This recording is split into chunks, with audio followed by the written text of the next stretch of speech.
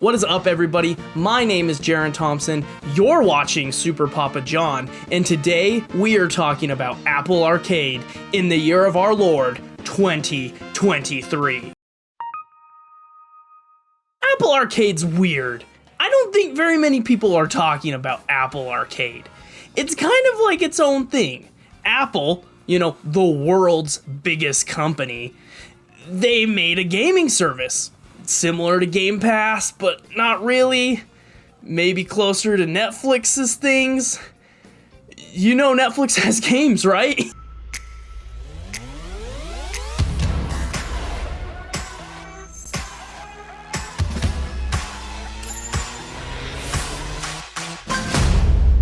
So Apple Arcade's like this weird subscription service. It's kind of like the App Store, but you pay a monthly subscription and you get free games. Basically kind of just free games, free apps on the App Store. Apple's been in the games business. People keep saying, oh, Apple's got to enter the games business. So this is them doing that. And I'm not talking about that Apple Pip Pin. I'm not some weirdo talking about the Apple Pip Pin today. But what we are talking about is this weird subscription service. I don't know if it's supposed to be mobile games, if it's not, because, how I played it was on the Apple TV. Because I don't own any Apple products. I'm not an Apple boy. And so the only way for me to comfortably play these, and I think most people actually play Apple Arcade this way, is through the Apple TV. And first of all, I have to say, the Apple TV freaking sucks. I don't really know how it compares in terms of like streaming compared to like an Nvidia Shield or something, because they're about the same price. It's quite expensive. The one I have is the 2016 model. It's got the USB-C on the back. I still don't know what it does. We'll get to that. And it probably has the worst remote I have ever seen. Okay, I have it right here. Okay, this is the Apple TV remote. Okay, you got the menu button, a volume, and pause and play. And how you interact with basically everything is you got this little touchpad here. It's kind of like a laptop touchpad. It's terrible. There are no buttons. The new one has buttons. Mine does not have buttons, and it sucks. But you don't play games with that thing. You don't. Even though playing games on the Apple TV also kind of sucks. Not very powerful. And I feel like every game I played stuttered really hard and had bad frame rate issues. But enough about the service, the quality of life. Playing on the Apple TV wasn't great. You can only pair Bluetooth controllers. There's only like 3 controllers that even work. And I felt the latency was really bad. You can't wire your controller in, even though there's a USB-C connection on the Apple TV. You just can't. You can't. It has to be Bluetooth. So what is Apple Arcade without the games? Because, to quote the words of Chad Warden cared about the games. Chad Warden's been looking at the games, alright? Chad Warden all about games. Chad Warden's some kind of fanboy, alright? Chad Warden ain't no fanboy. Chad Warden just likes a system that's the best, alright? And he wants to play on the system that's the best, and so do I. And that's not this. So the number one game, if you talk to anyone about Apple Arcade, anyone who has Apple Arcade, they'll probably say, I got Apple Arcade because of Fantasian.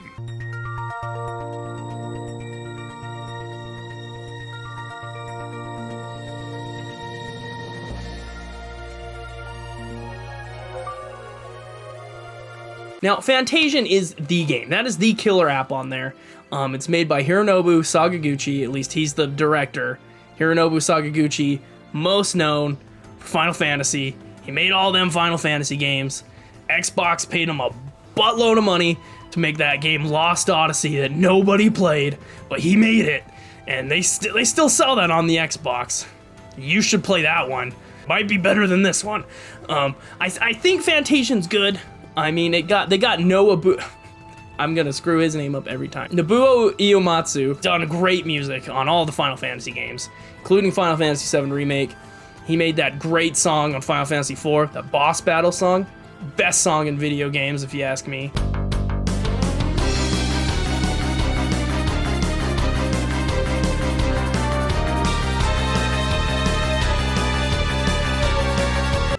It goes hard. And they, StarCast, Apple paid them all this money, and they made a pretty good turn-based RPG. You know, it's in this pretty cool fantasy aesthetic. Story's okay. It's got that cliche amnesia crap that didn't really care for, but pretty solid, good JRPG. They made these, one of the selling points, they made these dioramas, quite pretty. I think the art style sometimes clashes, but that is the game. Fantasian is the killer app on Apple Arcade. Apple funded that game 100%. If you think that game's coming to Steam, if you think that's coming to Switch sometime, it's not happening. You know Apple, they suck. They hate you. That's not coming to anything else but Apple TV or Apple Arcade. But that came out like 2 years ago. Are there any other games on Apple Arcade that are even worth, you know? Is it just Fantasian? Is it just the Fantasian system? Because you cannot buy Fantasian, I should say. You can't buy any of these games. They're only on Apple Arcade, and you have to be subscribed. Which sucks, because there was like a remake of a Dreamcast game. Don't remember what it was called off the top of my head. I don't feel like looking it up. It'll be on screen, and it's just gone now. It's gone. It doesn't exist anymore. It was there for a while. Now it's gone. Maybe that will come to other services now that it's gone, but that was a few months ago. No word. Apple tried it again. You know, they're doing the Xbox strategy, which Xbox did with the original Xbox, where you just throw a bunch of money at some big name developers and hope that they make something good. Worked for Hironobu Sakaguchi. Isn't gonna work for Yu Suzuki though, because we're talking about Air Twister.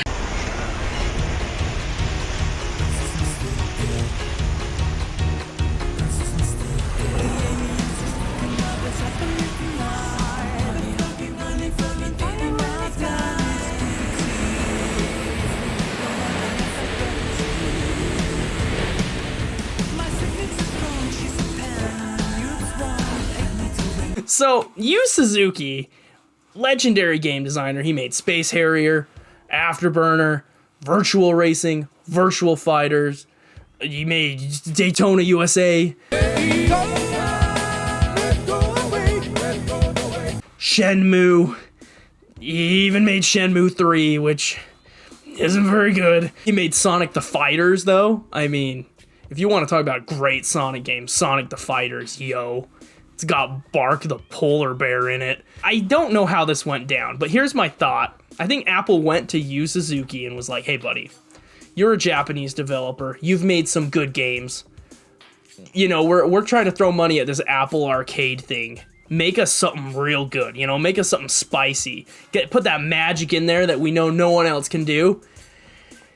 And this is what he made. Now, Air Twister is like Panzer Dragoon, but you fly on a lot of different animals. There's a fish, there's a goose. It's got the most PS2 graphics I've ever seen, and a soundtrack that sounds like somebody listened to Queen, like one Queen album, and said, oh yeah, I could do that, easy. And that is what they made.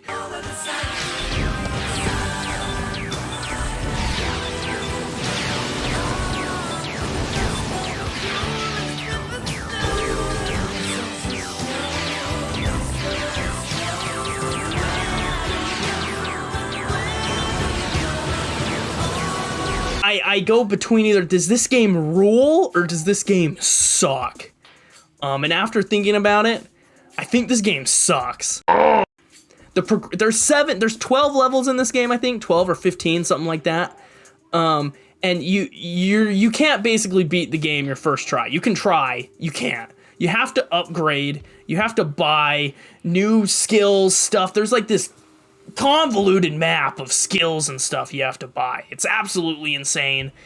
And you just have to, and the levels don't change. You just replay the same levels, listening to the same like 3 bad Queen songs. And I just really want to know what it was like at Apple when after they gave him all this money and he comes back with Air Twister and is like, yeah, so this is what we made.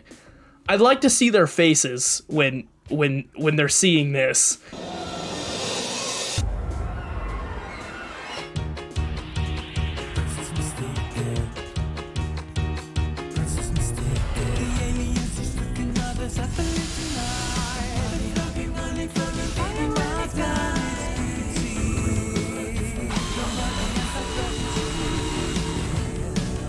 Okay, so we got a dud here, okay? Air Twister, Yu Suzuki, they tried, okay? Maybe if they give their money to another developer, another Japanese developer. Konami, everyone's favorite Japanese developer, They were the best at one time, not anymore. No one likes Konami. I don't think anyone likes Konami these days, but they got that Apple TV money and they said we're gonna pump some things out. So they got this Castlevania game on there. There's an exclusive Castlevania game you probably never heard of. Castlevania Grimoire of Souls. What a name. And basically what it is it's like you bring... Well, it's the most mobile game, okay? The problem with most of these Apple Arcade games is they all feel like iPhone games. They don't feel like real console games, and maybe they're not supposed to be, but they almost feel like that's what they should be. But they all got that mobile garbage. My gotcha stuff, microtransactions, even though you're paying $5 a month, play these games? That's what's just so weird, is the focus on what these games are supposed to be. And this Castlevania game, while it's probably the most fun I had outside of Fantasian, really wasn't that great. You can play as a bunch of different Castlevania characters. It's cool. You can play as Simon. You can play as Alucard. They don't play anything like Simon and Alucard from the game. And the game, I don't think, looks very good. They went for like this, I don't know, what I call the cheap mobile game aesthetic. While in the corner of the loading screens, you see the beautiful pixel art of Castlevania Symphony of the Night. And then it goes back to the normal art style. And it's just ugly as heck. But basically what the game is it's like 4 or 5 Castlevania rooms, and then you fight a boss and the level's over. You don't really play real Castlevania levels. You have to get like 5 stars, basically. There's like things you have to do to unlock more levels, and then you can like summon heroes, you can upgrade. Really isn't a Castlevania game, if you ask me. It was pretty okay if you just wanted to play a 2D action game, I guess, but I didn't think it was really that great. But Konami ain't done. Konami is not done, okay? They don't release games very often, but Apple Arcade, they're pumping out right now, and so they also have another new game, Amazing Bomberman.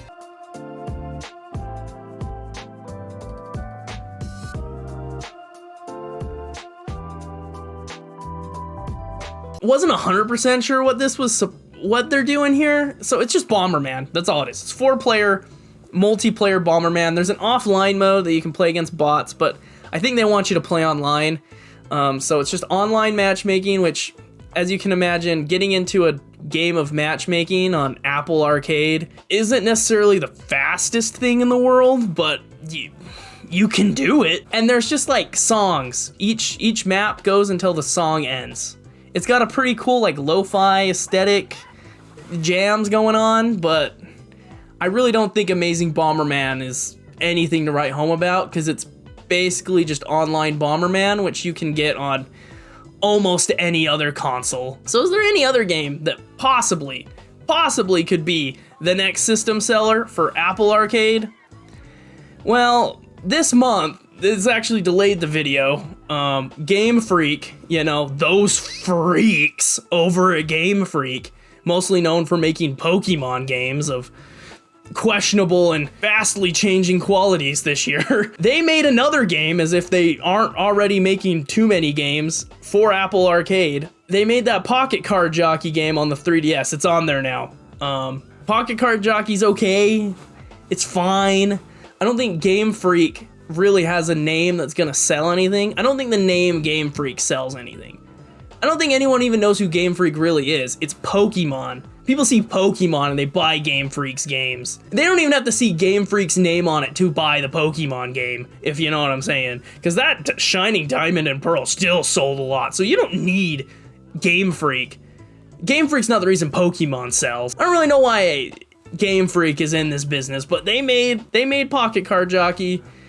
It's okay, but I don't think anyone's shilling out money for Apple Arcade to play essentially a 3DS game. Oh, enough with the exclusives. There's tons of games on Apple Arcade.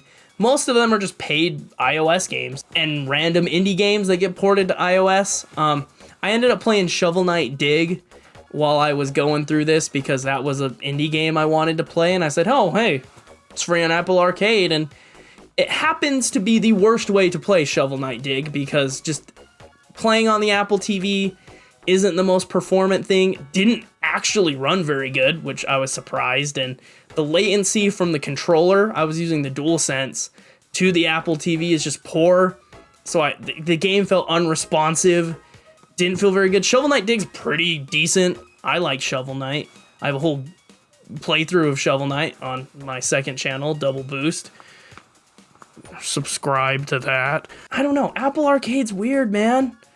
I don't really know who's buying it, which is kind of weird coming from Apple, who is mostly known for making really good products and really like things that make sense. I mean, not everything they do makes sense, but I don't know. I don't know if I see a future of Apple Arcade. Those people are really into Mini Metro and, you know, Minecraft Pocket Edition or whatever they throw on it. There really isn't any killer app other than Fantasian. So I don't know. I don't know if Apple can turn it around, who they're coming, because it just seems games shadow drop out of nowhere, then they leave, come back. It's not like Game Pass. It's nowhere near Game Pass. I mean, Game Pass they just drop games and people play them and they become huge, you know? They have a much bigger install base, which is funny compared to something like Apple. I mean, Game Freak just randomly drops Pocket Card Jockey. No one talks about it. Xbox randomly drops Hi-Fi Rush and everyone's talking about it. But I mean, I think everyone's gonna talk about a game that's got a song from Nine Inch Nails and Number Girl on it. I mean, what a video game. And that game's got Shinji Mikami. I mean... もしね、ハイファイラッシュでお客さんから怖いって言われたら、俺もう死んじゃうかも。まあ他にもびっくりさせることあると思うんだけど、例えば猫とか撫でれたりするの。いや、それは当たり前でしょうね。